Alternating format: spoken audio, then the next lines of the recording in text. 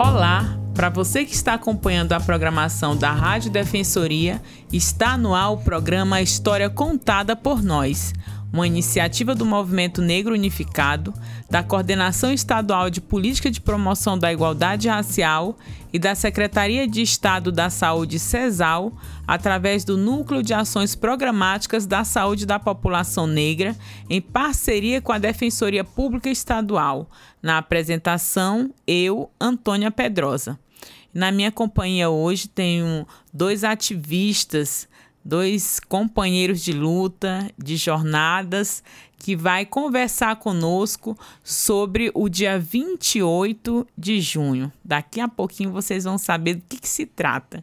Então, seja muito bem-vindo, Janderson e Tiago. Obrigado. Muito obrigado. É importante ressaltar que o programa História Contada por Nós tem como objetivo gerar protagonismo e visibilidade às chamadas minorias que possuem suas vozes silenciadas e sem a oportunidade de ocupar espaços em que sua fala seja validada, assim como ser um lugar em que possamos conhecer o que tem sido feito em prol da igualdade racial, inclusão, combate ao racismo e qualquer tipo de preconceito, não apenas em datas específicas. Também não podemos esquecer do agradecimento especial ao defensor público Oleno Matos por propiciar esse momento único. Lembrando que você pode acompanhar nosso programa pelas plataformas online da Defensoria, no YouTube, no Spotify. Então, sejam muito bem-vindos mais uma vez à História Contada por Nós. Nós vamos conversar com o Janderson Santos, acadêmico de enfermagem, membro do grupo Diversidade, Direito, ele ocupa a diretoria financeira, ativista do movimento LGBTQIA+, e conselheiro da igualdade racial. Também vamos conversar com o Tiago Nicolau. Ele é professor, graduado em História pela Universidade Federal de Roraima, é mestre em Educação pela Universidade Estadual de Roraima e ele é militante do movimento negro e também do movimento LGBTQIA+, em Roraima. E nós vamos falar sobre orgulho LGBTQIA+, e o direito de existir. Nós, como eu já falei aqui no início, estamos em um mês que tem todo um significado e que a gente vai entender o porquê dessa data, o que nós, enquanto sociedade, podemos também nos envolver para que os dados de violência contra a população LGBTQIA+, possam ser reduzidos a zero, que eu acho que esse é o objetivo que deve ser perseguido, né, gente? Não diminuir, mas de fato zerar esse índice e o porquê que essa população ainda é tão invisibilizada, principalmente em relação a políticas trabalhistas, né? A sociedade reconhecê-los como sujeitos, como pessoas detentoras de direito, assim como qualquer um de nós. Então, Tiago, eu queria que você falasse, seja bem-vindo mais uma vez. Tiago, ele vem aqui sempre e vai ser sempre muito bem-vindo. Falasse um pouco para quem vai ouvir o programa, porque o programa da História Contada por Nós, ele tem um diferencial que é realmente dar voz para os movimentos de onde a gente vem e a luta dessa população que é tão importante para direcionar quais as políticas públicas estatais nós precisamos, não é? Eu queria começar perguntando de você, Tiago, o significado dessa data, o porquê dessa data. Boa tarde, Antônia Pedrosa. Boa tarde a todos que estão nos ouvindo. É um prazer, né, novamente estar aqui no História Contada por Nós, esse programa realizado com os movimentos sociais, com a Defensoria Pública do Estado de Roraima. Então é um prazer estar aqui novamente discutindo pautas, né, assuntos extremamente importantes que atravessam a nossa sociedade, que são assuntos pertinentes, né, da nossa sociedade brasileira e sociedade roraimense. Bom, a gente está em junho, conhecido como o mês do orgulho, né? Por que o mês do orgulho, né? O mês de você se orgulhar de algo. A população LGBT, né, bissexuais, transexuais, lésbicas, travestis, historicamente é uma população marginalizada, né? É uma minoria, considerada uma minoria no sentido de representações em espaços de poder, né? Representação política, representação nesses espaços de tomada de decisão. Por isso esse conceito de minoria social, né? Mas nós sabemos que nós somos a maioria, né? É uma maioria minorizada, vamos falar assim. Então esse mês do orgulho, esse 28 de junho de 2025, né, que é comemorado no mundo todo, é o dia que aconteceu nos Estados Unidos, a revolta de Stonewall, onde um bar que abrigava pessoas, né, LGBTs, tinha várias batidas policiais, os policiais perseguiam constantemente a população que frequentava esse bar por ser uma população LGBT. Né? Porque essas pessoas, elas fogem desses padrões. Se formam em comunidades até para se proteger, né? Exatamente, né? Ali você se sente mais receptivo, você se sente mais aceito, porque às vezes essas pessoas são expulsas de suas famílias, né? Essas pessoas são, vamos dizer assim, desprezadas pelos seus, e em determinados lugares elas são aceitas, são respeitadas, né? E são tratadas como seres humanos como são, né? E respeitados em sua dignidade. Então, acontece essa revolta que quando esses frequentadores de Stonewall enfrentam essas batidas policiais, né, vão para cima da força policial do Estado, né, representada, né, na força policial pelo Estado. Então, fica marcada essa data, né, internacionalmente como o Dia do Orgulho, e aí se torna o mês do orgulho, porque não tem como a gente falar só em um dia. Nós temos que falar, na verdade, para além do mês de junho. Nós temos que falar o ano todo, né, sobre o que é ser da comunidade LGBT. Você não necessariamente precisa ser LGBT para falar sobre esse assunto, para debater sobre esse assunto. Você não precisa ter LGBT na família para falar sobre isso. Mas basicamente é isso, demarcar esse espaço que nós estamos aqui, nós existimos, nós somos seres humanos e somos cidadãos brasileiros e queremos respeito. Exatamente. Pagam seus impostos, estudam, trabalham. E é como você falou, né? Muitas pessoas LGBTs que a mais, eles não são compreendidos enquanto sua existência de ser, porque não é uma escolha. Eu escolho se eu quero comer o macarrão ou o arroz, mas eu não escolho o sentimento, o que eu sou, porque muita gente também ainda confunde a orientação sexual com opção sexual, como se fosse uma opção, como se as pessoas pudessem escolher ser desprezados pela sociedade, sofrer diversos tipos de preconceito. Quem escolheria uma sexualidade que já foi criminalizada? Recentemente que a gente saiu da lista de doenças da OMS. Né? Quem escolheria uma sexualidade que constantemente, dentro dos tempos religiosos, nós somos demonizados? Nos ligam, às vezes, até a um crime que é a pedofilia, com um discurso de ódio. Quem que faria uma escolha dessa? Eu acho que a gente tem que pensar, fazer esse questionamento, né? Será se realmente é uma opção? Será se nós optamos por isso? Exatamente. E Janderson, você é um ativista que está dentro de uma organização. Fala um pouco para a gente sobre a atuação de vocês nessa organização. Como que vocês acolhem esse público e quais são algumas ações que vocês fazem?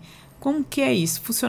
Como que funciona? Fala pra gente. Então, Antônia, obrigado mais uma vez pela oportunidade, pelo convite, né? Hoje estou aqui representando diversidade.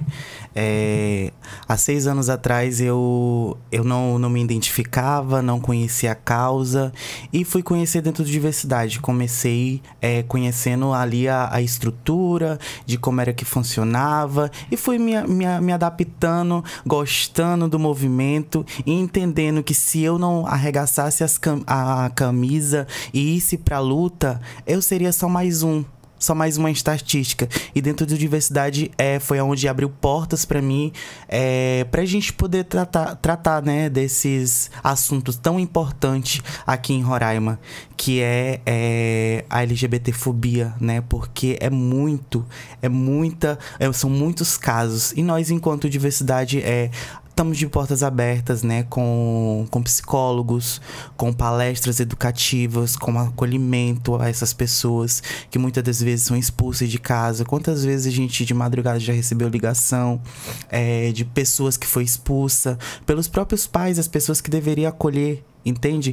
Então é uma ferida. A pessoa, ela não escolhe. Quem escolheria ser expulso, ser espraguejado pela própria mãe, pelo próprio pai? Jamais. Então a gente não escolhe, a gente já nasce, né? Então as pessoas têm que entender que somos pessoas que só queremos nossos direitos como todo mundo. É uma pauta que todo mundo briga por saúde, né? Então a gente briga pelo direito de existir. Durante muitos e muitos anos de luta. Eu só sou um jovem que iniciei agora. Já fiz bastante coisa, mas nada se compara aos mais velhos, aos mais antigos, que luta há anos para a gente chegar onde a gente está hoje, num podcast falando sobre o Dia do Orgulho. Um dia tão importante pra gente. Seja sempre muito bem-vindo. Você sabe que eu tenho um carinho imenso por você. E realmente... Também nós precisamos lembrar que esse tema, essa condição de ser do ser humano, não é dos tempos contemporâneos, né? Não. A gente sabe que a história traz vários relatos de pessoas de anos, 1000 anos atrás, que já tinham comunidades, já tinham pessoas que, inclusive, quando eram LGBT, tinham um destaque dentro da comunidade. Era como se fosse alguém que tivesse ali um respeito muito maior, uma inteligência. Então, tem algumas culturas que tinham pessoas LGBT como uma divindade, não é? O Tiago, que é da história, daqui a pouco ele vai confirmar isso aí e falar um pouco mais. Mas assim, Janderson, a gente, como você falou, você é um jovem. E aí você é um jovem LGBT, mas você também é uma pessoa negra. Como que você vê essa intersecção que a Angela Davis, ela fala muito de raça, classe e gênero. E aí lidar com ser LGBT, você já vai sofrer preconceito. Sim. Mas quando você é um LGBT negro, esse preconceito, ele é maximizado? Você percebe isso, Janderson? São várias, assim, Antônia, são várias instâncias ali desse preconceito, né? Se você é LGBT, você sofre preconceito por ser LGBT, por você ser afeminado, por você ter os trejeitos, por você não se adequar em determinados ambientes. Não é se adequar, é o seu modo de viver, é o seu modo de ser feliz. Então, acho que as pessoas devem aprender a cuidar da própria vida ali, se educar de que o meu trejeito não vai te ofender, entende? E você sendo negro, isso é extremamente ali, uma situação constrangedora pra gente negro, LGBT, chegar em determinadas situações que você sente os olhares. Às vezes não precisa nem de fala. Um olhar pra gente da comunidade, sendo negro, a gente já sabe que significa muita coisa.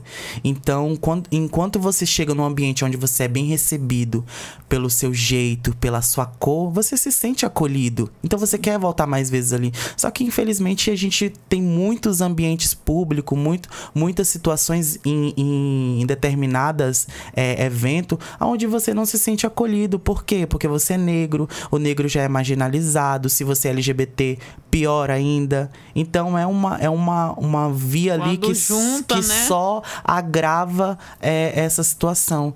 Qual é a situação? De um homem ou de uma mulher negra sendo LGBT que sofre a mais. Tem um a mais ali, não é só sofrer. Tem sempre o a mais por ela ser negra ou por ela ser LGBT. Exatamente. E eu estava lembrando aqui que a gente ouve muito o senso comum, onde muitas pessoas dizem assim: eu não tenho nada contra o gay, mas eu só não gosto desse jeito dele espalhafatoso. Eu não gosto... Ou seja, é como você acabou de dizer. Como que eu vou dizer que a pessoa tem que se comportar? E aí tem isso, né? Uhum. Quando é um gay, eu vou colocar entre aspas, comportado, ok. Né? Ele tem uma performance mais masculina, tudo bem. Uhum. Agora, quando é um gay afeminado... já não pode. Aí já tem a discriminação ali pelos seus trejeitos, que é o que eu acabei de falar. Exato. A gente usa muito aquela questão das siglas, né? O homem, hoje, assim, fisionalmente, onde eu chego, eu sou um homem negro, gay, mas que se eu não abrir minha boca, se eu não falar a minha sexualidade, muitas das vezes eu vou passar desapercebido. Por quê? Porque eu levo um fenotipo de um homem cis, hétero, né? Cabelo baixo, não ando com sobrancelha pintada, não uso uma maquiagem. Isso não tira a masculinidade de ninguém, entende? Uhum. Isso não diz a opção sexual, isso não diz o gênero da pessoa, entende? E é muito visível, né? Essa intolerância. A questão do teu fenotipo ali, da tua identidade, de como você se veste, de como você se porta nos lugares. Então, é dessa forma que, às vezes, as pessoas colocam rótulos na comunidade. Sim. Entende? Se você é uma mulher lésbica e você tem um cabelo longo, usa maquiagem, usa sapato, tá tudo bem. Agora, se você é uma mulher masculinizada, aí já não pode. Aí já é uma ofensa à sociedade. Já vem os pejorativos, Sim. aquela machuda, aquela... Isso. E aí começa... Palavras ofensivas. De baixo calão. Isso. De baixo calão, que machuca muitas Sim. das vezes. Porque a mulher, ela não escolhe estar daquele jeito. Ela nasceu, como vamos usar as palavras homofóbicas que as pessoas gostam de dizer. Ela nasceu mulher, ela tem que... O padrão... que não é um padrão. Uhum. Todo mundo tem que se moldar da forma que ela acha que ela deve viver. Porque a vida é minha, eu vivo. Aquele velho ditado que minha mãe sempre diz: quem calça o sapato é que sabe onde aperta. Se eu sou uma mulher que tem um cabelo longo, que faço sobrancelha, que passo uma maquiagem, que uso um salto e eu me sinto bem, independentemente da minha identidade sexual, tá ótimo. Mas se eu não sou, se eu quero ter uma aparência masculinizada, também tá ótimo. É respeito. Exato. O que a gente pede no mês é respeito. Com respeito a gente consegue tudo. Verdade. Não é porque eu não gosto que não pode, né? É isso mesmo. É respeito. Jonas. Acho que essa é a palavra, né? Que a sociedade precisa incorporar nas suas relações interpessoais, Sim. do cotidiano, inclusive. Porque... não preciso gostar, você não precisa casar com gay se você não gosta de uma Sim. relação homoafetiva. É muito isso. É muito isso. Tiago, então, quais são os maiores obstáculos ainda que você percebe para a comunidade LGBTQIA+, hoje? Olha, eu acho que são muitos, né? São muitos obstáculos. Infelizmente, a nossa população ainda é marginalizada, né? O acesso à educação é um deles, que eu acho que é o básico, né? Porque a Constituição brasileira diz que todos nós somos iguais e temos direitos e deveres. Mas até que ponto esses direitos é garantido para essa população? Até que ponto a democracia chega para essas pessoas? Será se realmente essas pessoas vivem em um país democrático? Porque se a pessoa é um homem gay e ela tem acesso à educação, mas uma mulher trans, ela tem acesso ao ensino superior, ao mercado de trabalho, à saúde pública efetiva que acolhe e reconheça os seus corpos. Então eu não sei até que ponto realmente nós vivemos numa democracia nesse país. Porque essa população não consegue ter acesso, às vezes, a serviços básicos como é a saúde. Às vezes mulheres trans, elas se automedicam porque elas não querem ir ao posto de saúde, ao médico, porque tem medo de sofrer uma transfobia, de não ser chamada pelo seu nome social, ser envergonhada perante todos. Então, O acesso à educação é um dos obstáculos a essa população, o acesso à saúde, ao mercado de trabalho, né? O simples fato de você ser chamado pelo nome que você deseja. Sim, porque pensa bem, uma mulher trans, né, que vai para a escola, mas tem um outro nome no registro. E ainda tem aquele educador que insiste em chamar e a escola registra ali a frequência de acordo com aquele nome que não é o nome pela qual a pessoa se identifica.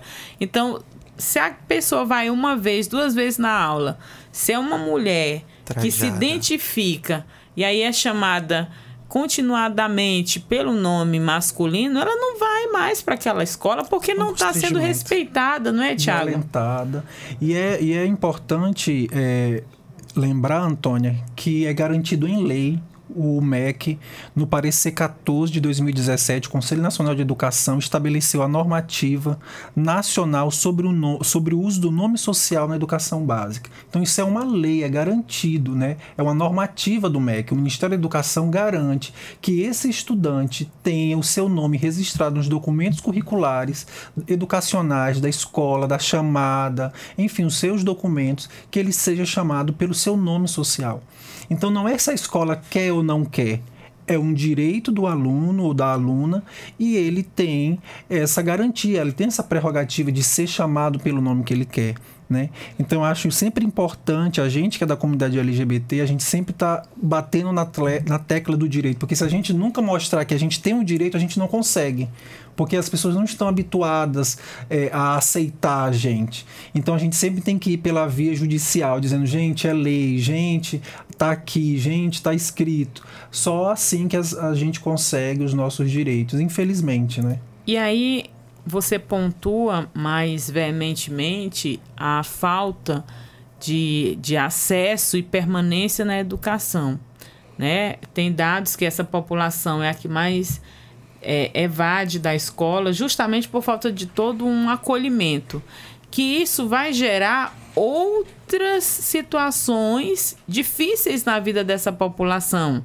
como, por exemplo, se não tem o ensino médio, se não conseguiu estudar, o que vai restar para essa pessoa? A prostituição? Infelizmente. Muitos não têm opção, não é? Não tem. A gente vê muito caso de muitas meninas que procura e tem situações de tem médico que diz, eu não sei, mas vem aqui, bora descobrir junto, entende? Então falta ali uma capacitação para esses profissionais. Mas infelizmente tem muitos deles que usam dessa falta de informação e de não procurar saber o que é uma hormonização e prefere tratar com homofobia, né? Com discriminação, com transfobia as meninas quando procuram. Então por isso que muitas delas, como o Thiago falou, se mutila, se automedica, porque não tem um atendimento básico ali, educativo de saúde, de como fazer essa harmonização das meninas. E sem educação, infelizmente, é a marginalização, é a prostituição, que a gente tem dados fortíssimos que a comunidade em si, elas são empurradas. Elas não vão muitas das vezes porque quer, é porque são empurradas, são massacradas para ir para as ruas, para garantir o sustento. Esse ano, na Agência Brasil, foi divulgada uma pesquisa nacional, né, sobre o bullying no ambiente educacional.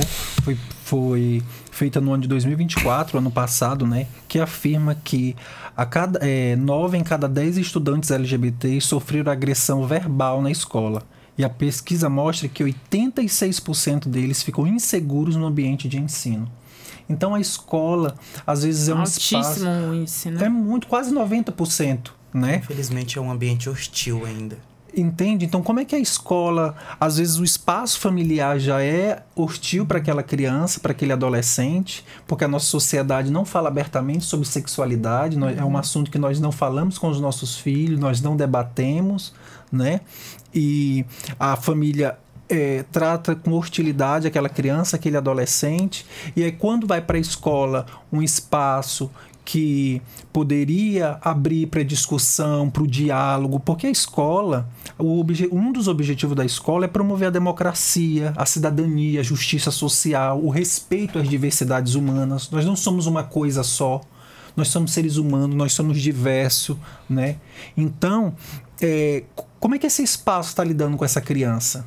Né? Como é que o educador, quando vê um episódio de transfobia, homotransfobia, como é que ele lida? Ele finge que não escuta, deixa passar, ou às vezes o próprio educador é o perpetuador da discriminação. Então são muitas perguntas a serem feitas, né, que às vezes ficam sem respostas, elas ficam pairando no ar, mas a gente tem que nos questionar, porque é a partir do questionamento que a gente vai tentar avançar para a gente tentar desenvolver uma sociedade mais igualitária, com respeito às diferenças humanas. E assim, eu acho que tem muitos desafios, como foi a pergunta original, mas a gente tem avançado muito, né? Eu queria que vocês falassem um pouco sobre, por exemplo, a DPE.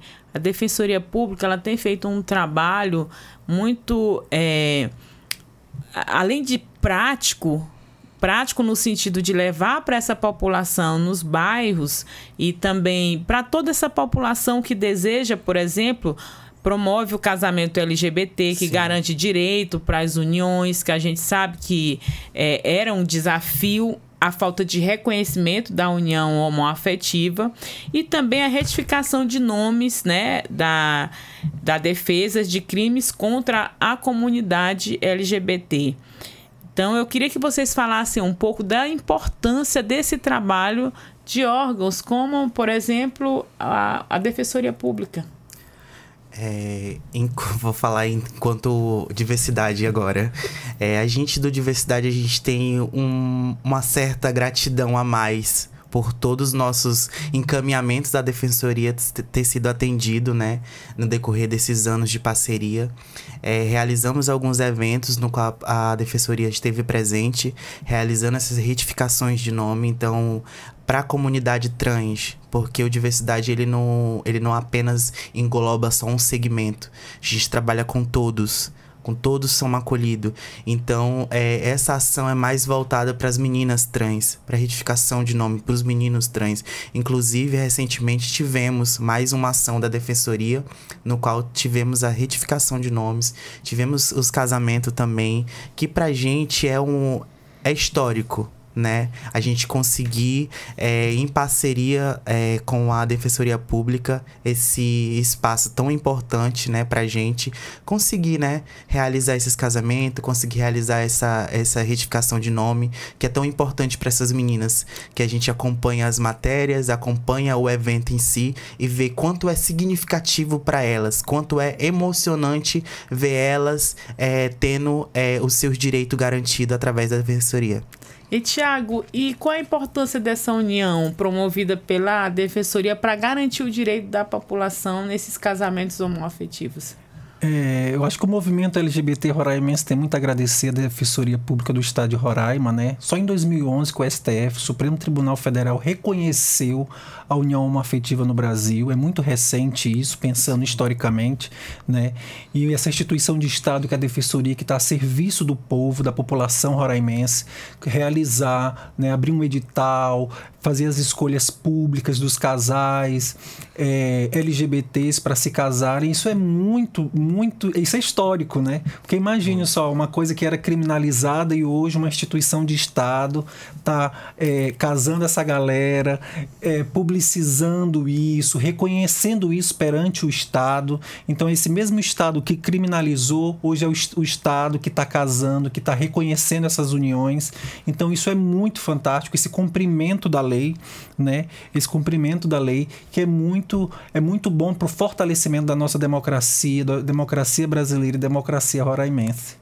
Isso mostra, né, o compromisso da Defensoria como órgão, como você falou, que é um órgão protetor e que cuida do direito dessa população que é, como você também disse, é uma minoria que é uma maioria Sim. populacional, mas que tem ainda a dificuldade desse reconhecimento. E quando a Defensoria abraça, eu acho que a sociedade como um todo passa, então, a visualizar que aquele direito deve ser respeitado, né? Pautado principalmente no respeito dessa população. Então, a gente tem desafios, como você falou, muitas políticas, mudanças na legislação ainda são recentes, mas graças também à organização dessa população que vai, né, reivindicar os seus direitos junto aos órgãos públicos, junto aos poderes legislativos, para mudanças, né, Tiago, de legislações que possam reconhecer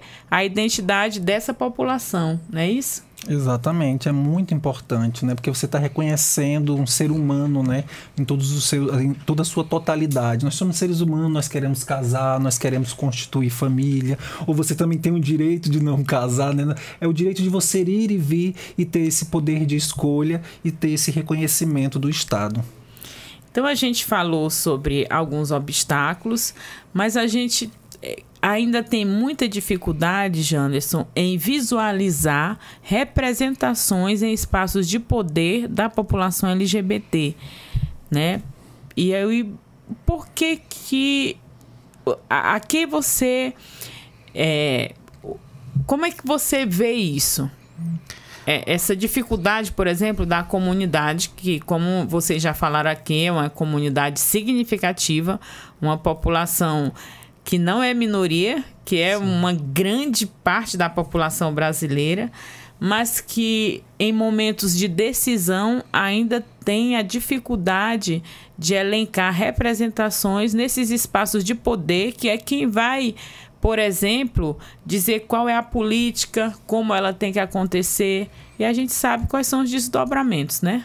A que se deve essa dificuldade? Antônia, é uma pergunta bem complexa, né? Ainda mais aqui pra gente, eu e você, Tiago, sabemos que aqui em Roraima, infelizmente, a massa política é completamente conservadora. Infelizmente, não temos representantes no poder público que nos representa. Autodeclarado, infelizmente, porque a gente sabe que temos alguns simpatizantes, sim, né? Mas, infelizmente, pela questão dentro do Estado, ser um Estado que é considerado um Estado conservador, entre aspas, né? É um Estado considerado extremamente homofóbico ainda, mas a gente, enquanto movimento social, luta contra essa massa que é bem potente aqui no Estado, mas a gente tenta se unificar entre os movimentos para cobrar os nossos direitos dentro dos poderes públicos, né? E graças a Deus temos a Defensoria ao nosso lado, que sempre está nos apoiando, né? Mas infelizmente em determinadas onde a casa do povo, onde se cria as leis, onde se debate sobre a população, infelizmente a nossa pauta muitas das vezes, quase 100%, é deixada de lado, porque não é a pauta da maioria da casa. Essa é a verdade nua e crua, porque infelizmente eles têm pauta mais importante, que na realidade para eles são mais importantes, mas para a população no geral, porque se eles fazem o trabalho de nos reconhecer, o trabalho de nos apoiar, não vai estar só apoiando a nossa comunidade, vai estar apoiando a comunidade no geral, a população no geral, porque tudo que a gente cobra é direito, é nosso reconhecimento, e toda a população, seja ela hétera, seja ela LGBT, todas elas querem esse reconhecimento dos poderes públicos, que infelizmente muitas das vezes somos deixados de lado. Depois que passa o período eleitoral, a gente infelizmente não tem mais o apoio daquele político que foi nas nossas associações, que foi nos procurar porque sabe que somos liderança de muitas comunidades, somos conhecidos, e a gente procura pautar assuntos para nossa comunidade, mas infelizmente muitos deles levantam a bandeira meio que tortinha ali, e quando chega lá, guarda ela na gaveta e só lembra quando precisa da comunidade. Por isso a gente não avança nesses determinados espaços. Tiago, a Alessandra esteve aqui, ela fez uma pesquisa muito interessante, o Jander também conhece, pesquisadora, é professora. Ela esteve com a gente. E ela mapeou projetos sobre gênero, e aí ela trouxe para a gente, por exemplo, a dificuldade, principalmente que a Prefeitura Municipal de Boa Vista tem em fazer esse debate, e aí ela mapeou uma série de legislações que proíbem, como, por exemplo, a palavra gênero, que falam sobre banheiros, né, unissex. Banheiros que não seria unissex, né? Nos espaços públicos, como se existisse, nunca existiu, né? Sempre teve ali o banheiro, por exemplo.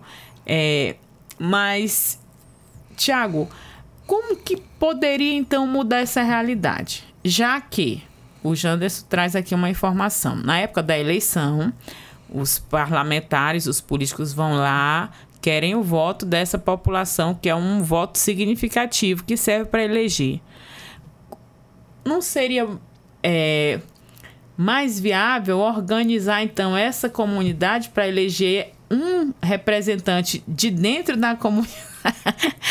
Né, Tiago? Uhum. Porque já que, ao ser eleito, todos viram as costas, a gente precisa ter outras estratégias, né? E isso também a gente precisa discutir em relação ao percentual da população. Um número aqui rapidinho. As mulheres são 52% da população.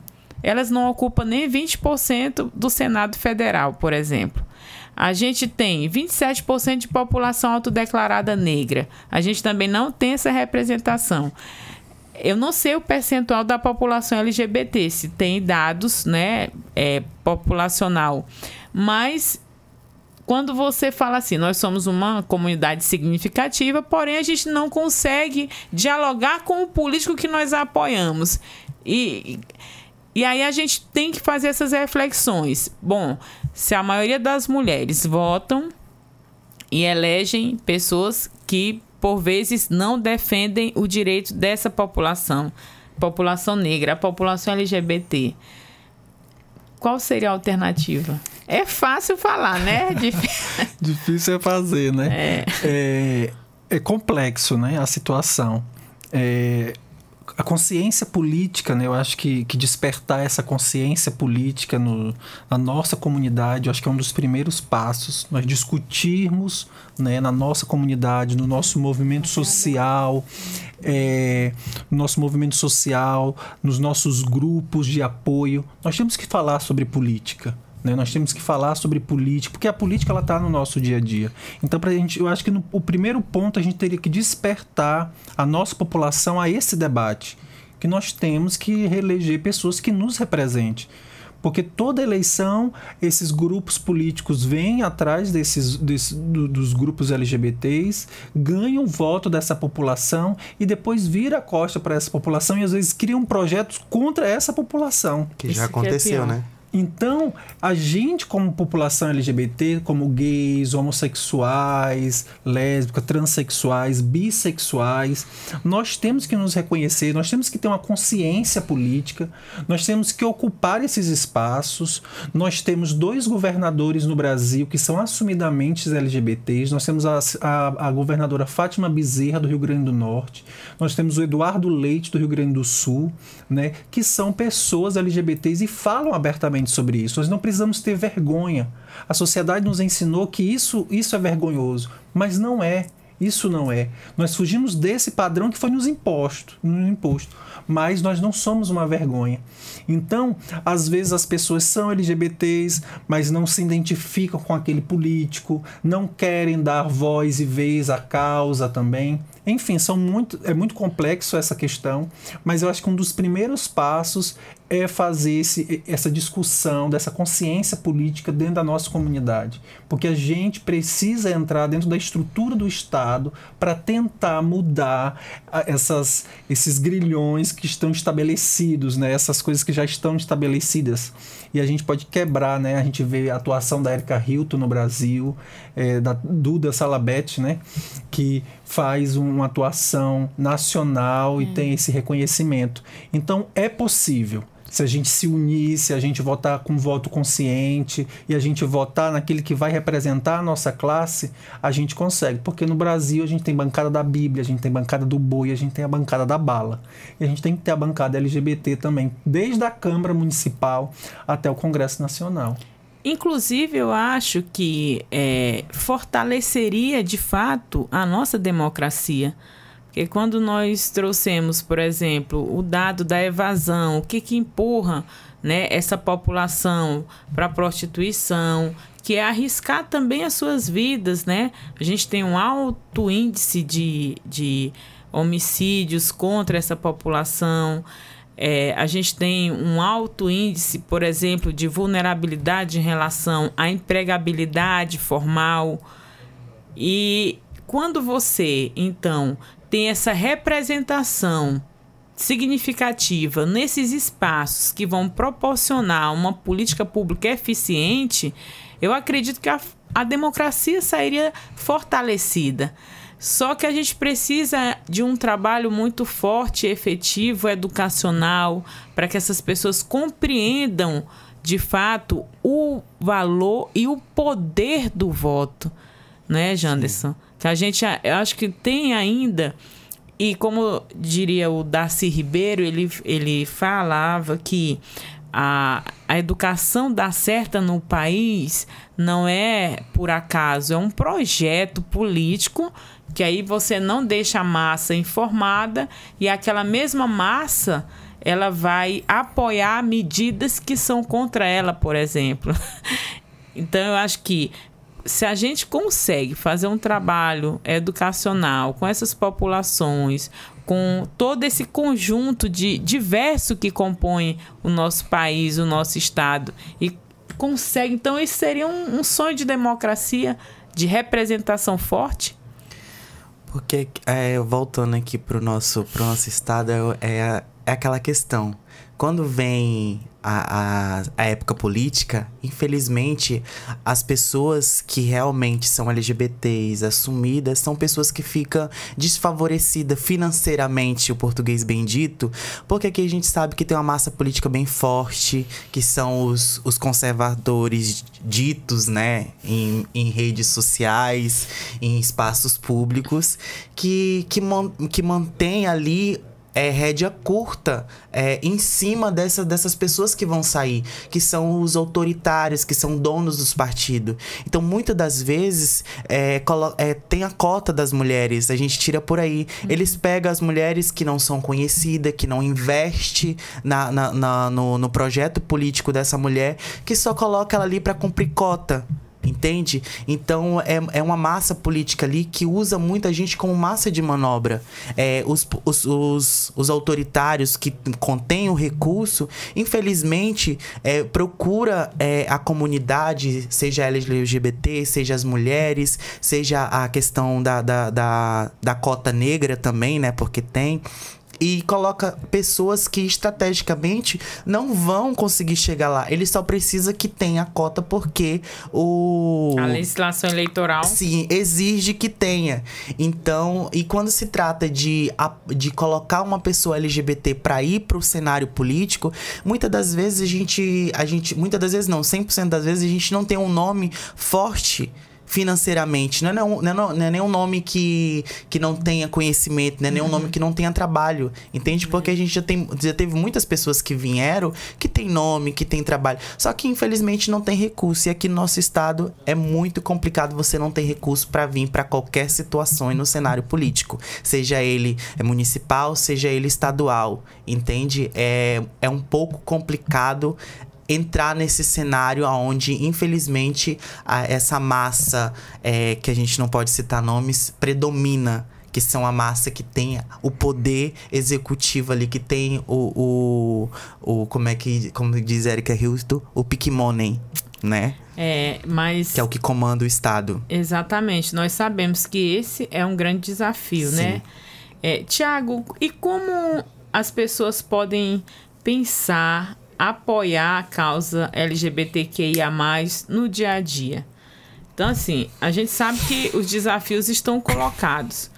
E aí eu falo das pessoas, educadores, as famílias. Eu acho que na percepção de vocês, como que essas pessoas precisam ser, eu diria que não apoiadas, mas respeitadas na sua condição de ser.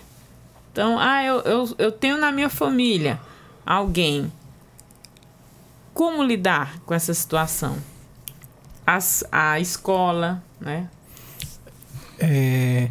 Antônio, eu acho que o primeiro passo, né, é a gente reconhecer os nossos preconceitos. Eu acho que a gente fica muito na negação do preconceito, assim como é o racismo, né? Florestan Fernandes disse que nós somos... o brasileiro é preconceituoso, reativo. A partir do momento que ele é acusado de preconceito, ele fala, não, ao mesmo tempo que nós temos o racismo, nós não temos os racistas no Brasil, né? Uhum. Tem a prática do crime, mas não tem quem pratica. Então, acho que no primeiro ponto é a gente reconhecer que a gente é preconceituoso, porque a gente cresce ouvindo piadas homofóbicas, transfóbicas, e isso vai limitando a gente que é LGBT de ser quem somos, de expressar todo o nosso ser completamente, porque as brincadeiras, as ditas brincadeiras dentro de casa, na escola, né? Então, acho que o primeiro ponto é a gente entender que nós somos preconceituosos, a gente trabalhar em cima disso, a gente entender que ser LGBT não é uma escolha, né? A pessoa não escolheu trilhar esse caminho, não, nós nascemos assim. Um outro ponto também que eu acho muito importante é a gente denunciar as agressões físicas, as violações de direitos humanos, as agressões verbais. Eu acho que é muito importante a gente se reeducar, né? A gente se reeducar, porque essa noção de direitos humanos, ela nasce nesse sentido de que nós já passamos por muito genocídio, nós já passamos por muitos momentos históricos de violações de direitos humanos, então foi necessário criar, né, para que a gente possa, não é humanizar o ser humano, mas que a gente possa entender que o outro também sente dor, ter essa empatia, né, do outro. Então, esse processo ele é árduo, ele é difícil, mas ele é possível. Você se reeducar, né? Você ter um outro olhar sobre esse grupo social, e acho que é basicamente por aí. Dá para começar por aí. Que já seria bem significativo, já é um né, passo Janderson? Grande. Muito. Como que você vê a participação, então, da sociedade para acolher essa população? Acolher no sentido de que são pessoas que não podem, não precisam e não devem sofrer preconceitos, né? Eu tenho duas falas antes de contextualizar. É aquela que a gente sempre diz o seguinte: é não perder a oportunidade de ficar calado se eu não tenho propriedade para falar do assunto. Outra que a criança ela não nasce racista, ela não nasce homofóbica, ela é ensinada. Uhum. Então, se você tem um ambiente hostil, onde você usa palavras ofensivas à comunidade, onde você utiliza da imagem negra para poder marginalizar, criminalizar a população, essa criança naturalmente ela vai crescer com essa ideologia que preto tem que ser bandido, que LGBT não só ensina coisas que não presta. Então, é dessa forma que a gente pede, né? A gente, enquanto instituição, sempre tenta conscientizar a população de que eduque, que nós somos seres humanos, que nós temos direitos, que nós também temos nossos deveres. Não vamos falar só de direito, temos nosso dever também, Exato. enquanto sociedade. Só que, infelizmente, a gente tem que bater na tecla dos nossos direitos, porque são diariamente violados, diariamente negligenciado pelo poder público e pela sociedade em si. Porque se eu não gosto, como você falou no início, se eu não gosto, eu não sou obrigado a casar com um gay, não sou obrigado a manter relações com um LGBT, eu vou falar num geral. Entende? Você tem que respeitar a minha identidade, você tem que respeitar o meu jeito de ser, você tem que respeitar o meu espaço da mesma forma que eu vou lhe respeitar. Porque tudo é respeito. Então, se você respeita a base de tudo, se você respeita a minha opção sexual, a minha identidade de gênero, naturalmente eu vou respeitar você como ser humano, que somos igualitários, né? Perante a lei todos nós temos direito. E é dessa forma. E aí a gente vai ter uma sociedade mais justa, com harmonia, né? Que eu acho que é o que a gente quer. desde que respeite o direito de cada pessoa. Janderson, vai ter a parada? Vai. Você quer falar um pouquinho? A gente já está caminhando para os minutos finais. Os minutos finais. Na realidade, a gente está finalizando os detalhes da nossa parada. Esse ano a gente promete, todo ano a gente vem com uma atração nacional, né? Todo ano a gente vem com inovação. Nós abrimos o palco da parada para fomentar, né, os nossos direitos, conscientizar essa população que nós existimos, que nós sim merecemos respeito, porque lutamos todo dia, porque saímos da nossa casa para o nosso trabalho sem saber se vamos voltar vivo ou ferido. É todo dia uma luta constante, então a gente não escolhe. Então a parada esse ano é mais um momento da gente celebrar a nossa existência, e vem coisas boas por aí. A gente não vai adiantar, a gente vai começar os spoilers próximo mês, a gente tá finalizando, mas em referente ao mês, vamos ter ações, estamos tendo ações, vamos fazer uma ação em parceria com um parceiro em Rorainópolis, uma marcha com o poder público de lá, com a sociedade civil, em alusão ao nosso... Interiorizando a marcha, né? Porque a gente não trabalha só a capital. Certo. A gente, enquanto grupo de diversidade, a gente tenta ir aos municípios. Sei que não é fácil, a gente sabe que não é fácil para os movimentos sociais, porque a gente não conta com carro à disposição, com salários à disposição. Então, tudo que a gente faz, a gente abdica do nosso trabalho, que é o nosso ganha-pão. Muitas das vezes tira de lá para colocar no movimento, para que ande, para que essas conscientizações... Em prol dessa luta coletiva, sim, né? Pela luta coletiva, porque tudo é no coletivo. Esse. Nada é unitário. A gente sempre faz tudo para a comunidade no geral. Mas é isso, Antônia. Tem a data desse evento? Da parada? Sim. Ainda é segredo. Tudo sob sigilo ainda. Tudo sob sigilo. Mas já garanto pra vocês que já temos nomes confirmados nacionalmente. Vai ser a babado. Programação tá linda. Conto com a presença de toda a comunidade. Você que é simpatizante, você que nos respeita, você que nos admira, porque merecemos admiração, por ser pessoas guerreiras, persistentes, que luta pelo amor, que luta pelo direito de viver. Com certeza. Estaremos esperando vocês no mesmo local de sempre, sendo com a estrutura diferente, mais, como é que eu posso dizer? Mais digital, né? Mais sofisticada, que todo ano é uma coisa diferente, mas não deixando o sentimento que vem de anos, que é só sobre no nosso respeito. Nossos reconhecimentos, né? E nossas lutas. Ai, que bom. Com certeza, eu sempre vou, né, Thiago? Eu quero agradecer a participação de vocês, Thiago. Muito obrigada. Eu que agradeço, Antônia, pelo convite. É um prazer estar aqui novamente na Defensoria Pública, nesse programa que eu acho importantíssimo, esse programa pedagógico, né? Esse programa que ensina tanto a gente. Vários assuntos debatido aqui na História Contada por Nós. Eu só tenho a agradecer, né? E esse tema que é tão importante, falar de seres humanos, falar de direitos humanos, falar dos nossos direitos, para a gente tentar desenvolver uma sociedade mais justa, que está precisando. Lindão, obrigada. Jander, muito obrigada, viu? Meus agradecimentos, Antônia, pelo convite. Primeira vez que estive aqui com vocês. Espero voltar mais vezes. Acompanho aqui através das suas redes sociais e tudo mais. Vejo que é um espaço onde realmente temos voz para falarmos sobre tudo que são pertinentes à nossa comunidade, né? Então é um prazer estar aqui. Quero agradecer, né, pelo convite novamente. Então é isso, gratidão. Muito obrigada. Minha parceira de luta, minha companheira do movimento, minha amiga conselheira. É isso, tamo junto. Muito obrigada.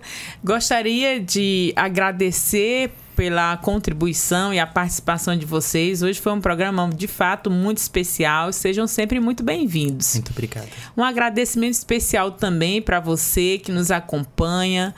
através das plataformas digitais da Defensoria Pública, seja no YouTube ou no Spotify. Gratidão!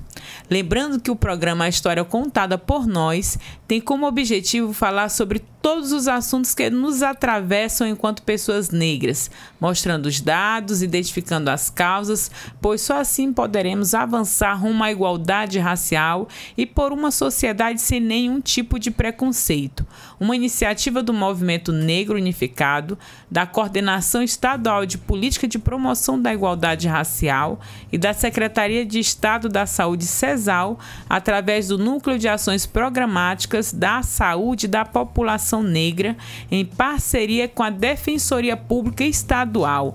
Até a próxima. Afroabraços!